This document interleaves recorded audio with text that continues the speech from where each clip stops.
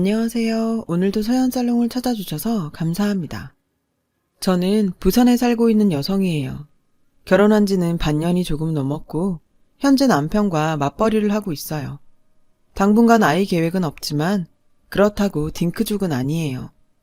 저희 부부는 시아버지를 모시고 살고 있어요. 시어머님이 암으로 돌아가셔서 아버님 혼자 계시거든요. 그래서 결혼 전에 남편한테 아버님을 모시고 살자고 제안을 했어요. 아버님은 한사코 거절하셨지만 제가 고집을 부려서 함께 살게 되었죠.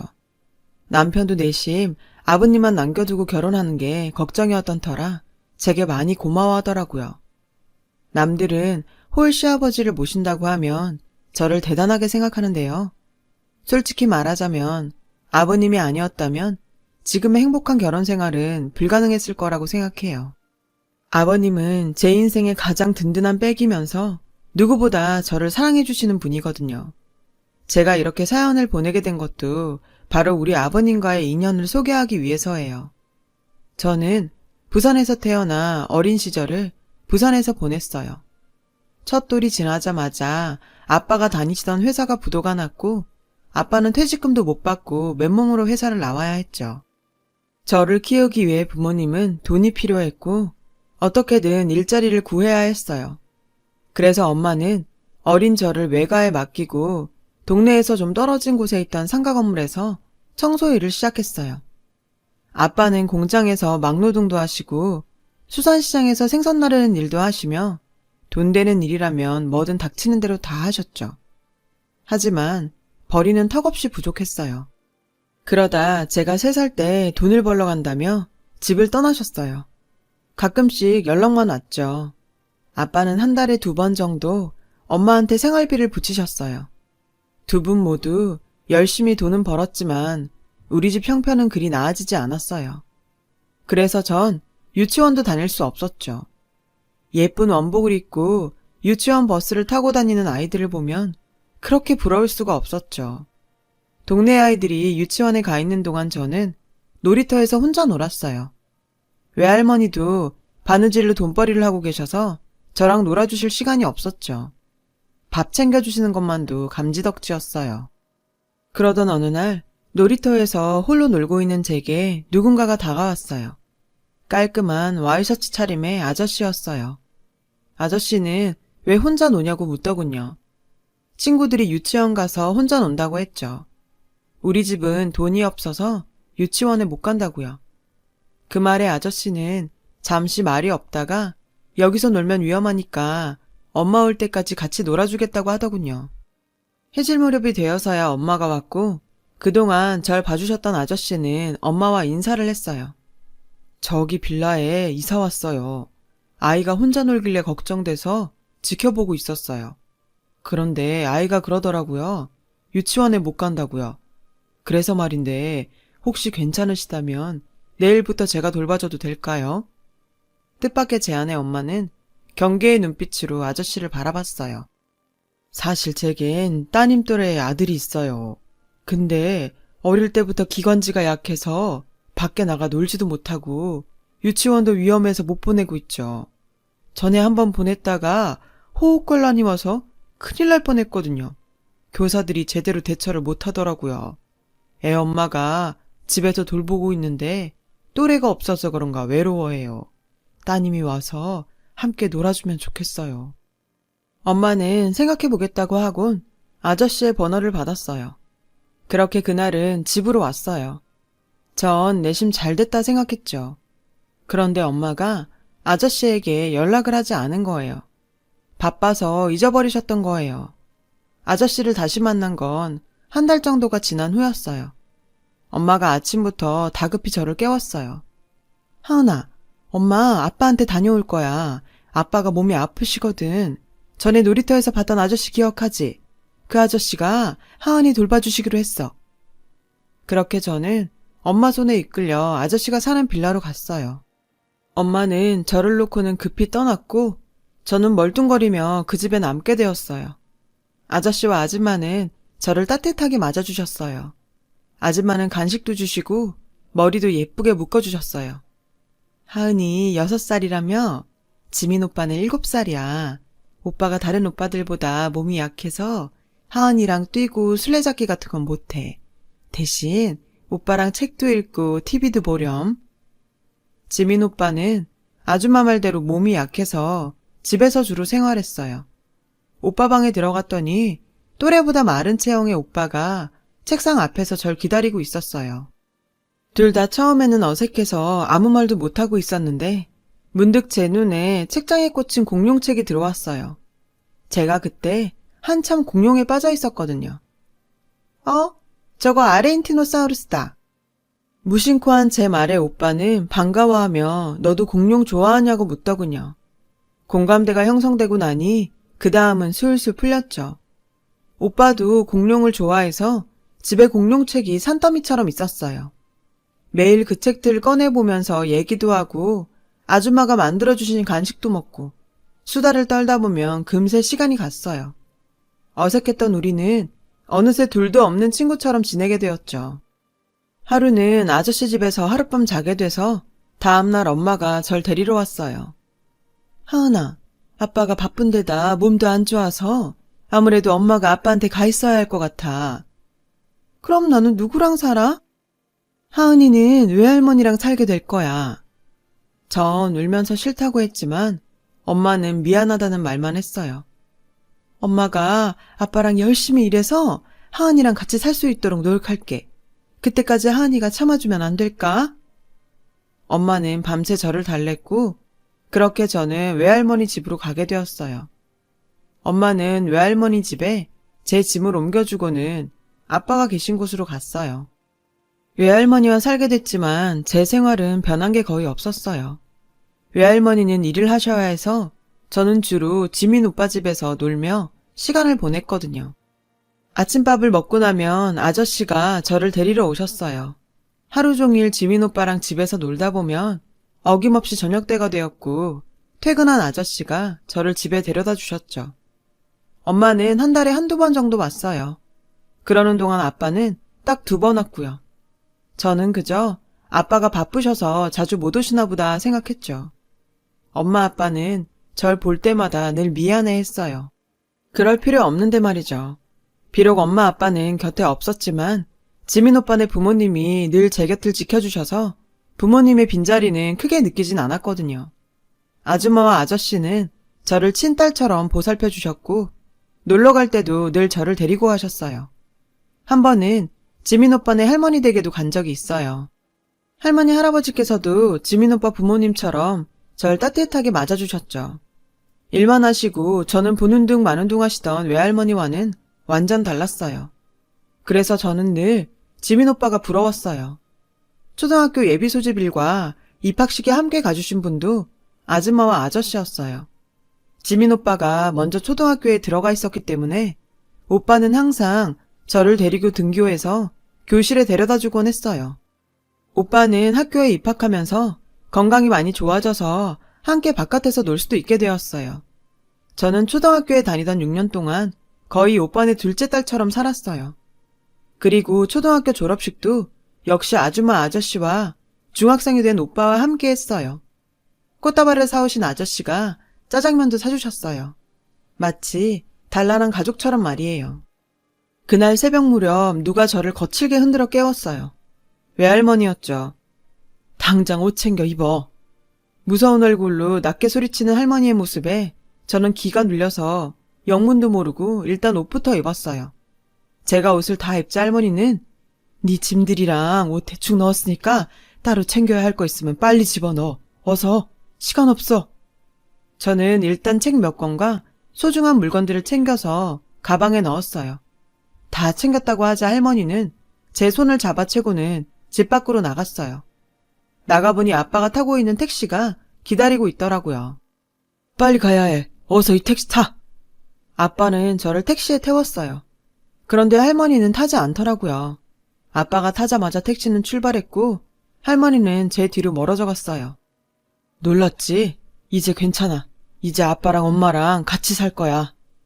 아빠 말에 깜짝 놀라서 할머니는 같이 안 사냐고 물었더니 할머니가 같이 살기 싫다고 했다는 말만 하시더라고요. 택시는 동네에서 점점 멀어져 갔어요.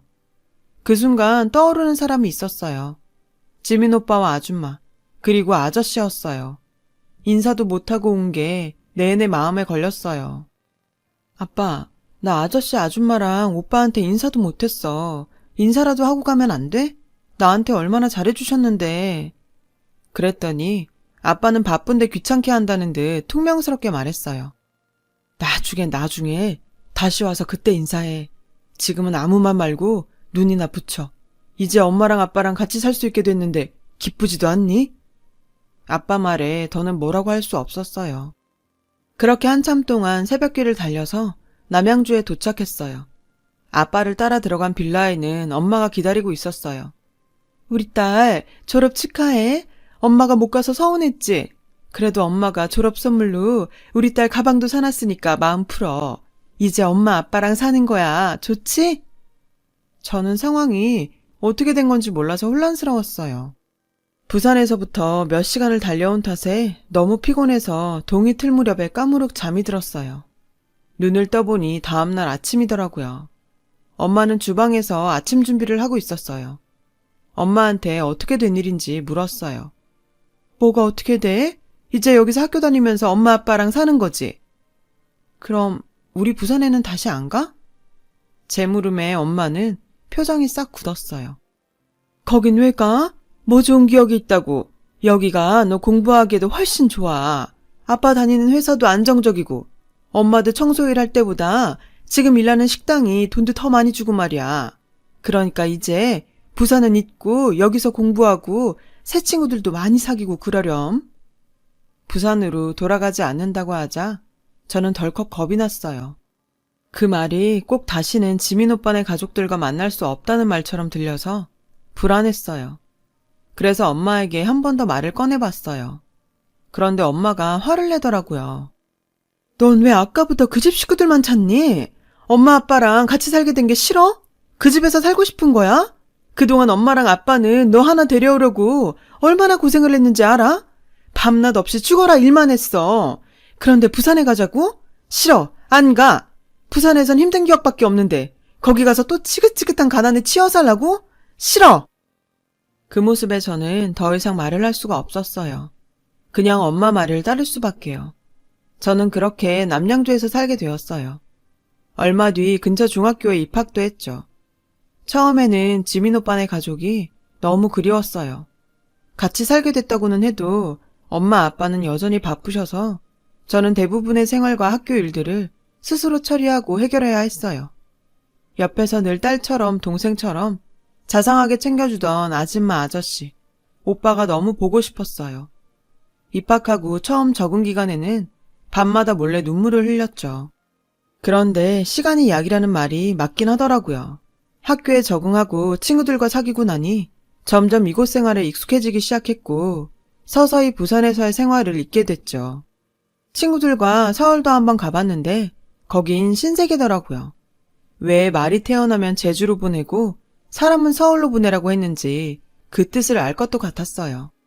그렇다고 노는 데만 빠져 산 건 아니고 공부도 나름대로 열심히 했어요. 사실 중학생 되고 어느 정도 잘하면서 나는 부모님처럼 일만 하면서 가난하게 살지 말아야지 하는 생각을 했거든요. 대학에 못 갈 가능성이 높긴 했지만 그래도 공부는 나름 열심히 했어요. 그런대로 성적도 중상위권 정도는 됐어요. 다행히 고등학교 때 성적이 조금 더 올라서 대학을 노려볼 정도가 되었죠. 그렇다 보니 엄마도 욕심이 생기셨죠. 엄마 아빠가 뼈 빠지게 일해서 전문대 정도는 지원해 줄 테니 열심히 공부해. 그 말에 저는 희망을 가지고 대입을 목표로 매진할 수 있었어요. 수능 점수 맞춰서 전문대에 원서를 넣었고 다행히 광고 관련 학과에 합격을 했어요. 졸업 후 바로 광고회사에 취직할 수 있었어요. 규모가 작은 회사였지만 꽤 재밌게 일했어요. 일을 시작하고는 생활비에도 보탬이 됐고 그제야 마음이 좀 놓이더라고요. 사실 부모님이 제 대학 학비를 내느라 많이 힘드셨거든요. 그래서 대학 생활을 하는 내내 죄송했었고요. 그래서 다른 친구들 다 하는 소개팅도 한번 못하고 연애 한번 못한 채로 대학을 졸업하고 사회생활을 시작하게 되었던 거죠. 친구들이 종종 소개팅을 주선하겠다고 하는데 괜찮다고 했어요. 말은 그렇게 했지만 저라고 왜 연애하고 싶은 마음이 없었겠어요. 다만 연애하면 데이트 비용도 그렇고 기념일이다 뭐다 돈이 깨질 일투성인데 제 형편에는 쉽지 않은 일이었죠. 적어도 집에 매달 나가는 돈 걱정 안 하실 정도는 도와드리고 남자를 만나볼 생각이었어요. 그런데 인생이 계획대로 흐르지는 않는다더니 그 말이 맞더라고요. 그날은 그저 평범한 날이었어요. 회사에 출근해 그날 업무 시작하려는데 사수가 제 자리로 오더라고요. 나이 차이가 얼마 안 나서 언니 동생하며 친하게 지내는 분이었죠. 하은아, 이것 좀 봐. 여기 시민광고에서 찾는 사람이 너랑 이름이 똑같아. 언니가 제게 내민 건 지역신문이었어요. 신문 한 귀퉁이에 광고가 조그맣게 실려 있더라고요. 네모칸 위에는 큰 글자로 사람을 찾습니다 라고 쓰여 있었어요. 사람을 찾습니다. 이름은 김하은. 초등학생 때까지 부산에서 외할머니와 살았으며 부모는 타지 생활 중이었음. 현재 나이는 23세에서 24세 정도로 추정. 지민 모친 위도. 연락바람. 그 글을 읽는데 머리카락이 쭉 펴 서는 것 같았어요. 잊고 지냈던 모습들이 떠올랐거든요. 아줌마 아저씨 그리고 지민 오빠의 모습이요. 몇 줄 안 되는 내용이었지만 절 찾는 게 분명했어요. 저는 광고 아래에 적힌 번호를 몰래 적어두었어요. 하루 종일 일이 손에 잡히지 않더군요. 그렇다고 아무 일 없다는 듯 전화를 할 수는 없었어요. 그러기엔 너무 죄송했거든요. 그렇게 며칠을 고민했어요. 이제 와서 연락해도 될까? 너무 뻔뻔한 건 아닌가? 인사도 없이 떠나와 놓곤 이제 와서? 하지만 아주머니가 아프시다는 문장이 마음에 걸렸어요. 그래서 결국 전화를 걸었어요. 심장이 터질 것 같더라고요. 신호음이 몇 번 가더니 누군가 받았어요. 남자의 목소리였죠. 저는 조심스럽게 저기 혹시 이지민 씨 되시나요? 남자는 그렇다고 하더군요. 그 순간 참았던 눈물이 쏟아져 내렸어요. 저기 저 하은인데요. 신문 보고 아주머니께서 아프시다고 해서. 저는 울먹이며 더듬거렸어요. 하은이니? 정말 하은이야? 제가 그렇다고 하자 오빠는 들떠서는 속사포처럼 질문을 쏟아냈어요. 하은아, 정말 오랜만이다. 그동안 어떻게 지냈어? 몸은 건강하고? 부모님은 잘 계시니? 너 지금 어디 사니? 부모님이랑 같이 사는 거야? 오빠는 헤어진 지 며칠 안 된 사람처럼 다정하게 이것저것 물어봤어요. 오빠, 미안해. 인사도 못하고 와서. 아줌마 아저씨가 그렇게 잘해주셨는데 말도 안 하고 와버려서 정말 미안해. 오빠는 미안해하지 말라며 뭔가 사정이 있었을 거라고 생각했다더군요. 다만 제가 잘 지내는지 궁금했다고요. 오빠, 아줌마가 아프셔? 제가 아주머니 상태를 물으니 그제야 오빠 목소리가 급격히 어두워졌어요. 사실 암 진단을 받으셨는데 이미 진행이 많이 되어서 병원에서도 별다른 치료는 못하는 상황이야. 암 진단받고 나서부터 엄마가 네 얘기를 많이 하셨어. 한 번이라도 보고 싶다고. 그 얘기를 듣고 저는 오열했어요. 왠지 모든 게 제 잘못인 것만 같았죠. 저는 이번 주말에 당장 내려갈 테니 주소를 보내달라고 했어요. 그리고 그 주 토요일에 새벽 버스를 타고 부산으로 내려갔어요. 부산을 떠난 지 거의 10년 만에 처음이었죠. 오빠네는 놀랍게도 오래전 그 집에 아직도 살고 있더라고요. 초인종을 누르고 조금 기다리니 문이 열리고 누군가 나왔어요. 건강하고 멋지게 자란 지민 오빠였죠. 오빠는 저를 보자마자 꼭 끌어안아주며 와줘서 고맙다고 했어요. 거실로 들어가니 안방에서 아저씨가 달려나오셨어요. 하은아. 아저씨는 저를 덥석 안고는 우셨어요. 아저씨, 너무 늦어서 죄송해요. 저는 그 말밖에는 할 수 없었어요. 아저씨는 아니라며 지금이라도 와주어서 고맙다고 하셨죠. 그리고는 제 손을 꼭 잡고 안방으로 들어가셨어요. 안방에는 제 기억 속 모습과는 너무도 다른 늙고 초췌한 모습의 아줌마가 힘없이 누워 계셨어요. 그 모습을 보니 가슴이 미어졌어요. 이제야 찾아온 게 너무 죄스러웠죠.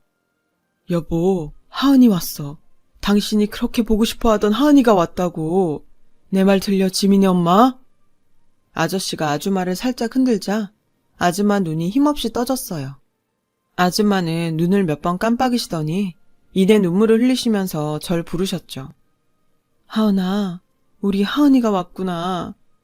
저는 그대로 달려들어 아줌마 품에 안겼고 하염없이 눈물을 흘렸어요. 아줌마가 아파서 맛있는 거 못 해줘서 어떡하지? 하며 웃으시더라고요. 그제야 저도 웃을 수 있었죠. 그날 지민 오빠 집에서 다 같이 밥도 먹고 수다도 떨면서 어린 시절을 추억했어요. 그 시절로 돌아간 것 같아 행복하더군요. 제가 광고회사에 다닌다고 했더니 다들 축하해 주셨어요. 오빠는 출판사에서 일을 한다고 하더라고요. 근데 하은아, 그때 왜 말도 없이 떠난 거야? 다음날 너희 집에 가보니까 집도 싹 비워지고 너희 할머니도 사라지고 안 계시더라고. 정말 놀랐어. 아저씨 물음에 전 고개를 갸웃했어요. 저도 잘 모르겠어요. 그날 할머니가 새벽에 갑자기 절 깨우셔선 데리고 나가셨는데 아빠가 탄 택시가 집 앞에서 기다리고 있더라고요. 그거 타고 남양주로 가게 됐어요. 거기서 부모님이랑 같이 살았는데 제가 부산에 가자고 몇 번이나 얘기를 해도 화를 내시면서 부산에는 절대 안 간다고 그러시더라고요. 그 말에 아저씨는 고개만 끄덕이셨어요. 지민 오빠 집에서 하룻밤을 지내고 서울로 올라온 저는 엄마한테 물었어요. 왜 그렇게 부산을 떠났어야 했는지를요. 그랬더니 엄마가 대뜸 물었죠. 너 부산에서 무슨 일 있던 거 아니지? 그 모습에서 내가 모르는 뭔가가 있다는 걸 알 수 있었어요. 나 이제 어린애 아니야. 빨리 얘기해. 솔직히 말 안 하면 나 집 나가버릴 거야. 엄마는 난감한 듯이 저를 보시다가 한숨을 푹 쉬고는 얘기를 시작했어요. 부산을 떠나기 몇 달 전 엄마와 아빠는 외할머니한테 전화를 한 통 받으셨대요. 급히 돈이 필요하다고요. 알고 봤더니 외할머니가 도박에 빠져서 큰 빚이 생겼던 거예요. 엄마 아빠는 일단 저부터 데리고 가기로 하고 외할머니는 나중에 정리 좀 되면 오시기로 했었다나 봐요. 그런데 자식 보기 부끄러우셨는지 할머니는 그날 이후 연락을 끊고 자취를 감추신 거죠. 그게 무슨 소리야. 그날 할머니도 같이 왔었으면 됐잖아. 어떻게 할머니만 거기다 버리고 올 수가 있어. 어쩔 수가 없었어. 내 자식 지키는 게 우선이고 우리 집도 힘든 마당에 네 할머니 도박빚을 어떻게 감당하니? 빚쟁이들이 우리 집까지 알아채기 전에 연락 끊고 사는 게 최선이었다고. 저는 큰 충격을 받았어요. 제게 사랑을 주시지는 않았지만 그래도 제 외할머니였으니까요. 엄마 아빠가 그런 식으로 외할머니를 버렸다는 게 믿어지지 않았어요. 그리고는 주말에 다시 부산으로 내려가 아저씨한테 이 얘기를 했어요. 아저씨도 저만큼이나 놀라시더라고요. 할머니는 우리도 소식을 들은 게 없어서 동네에서 아예 사라지셨거든.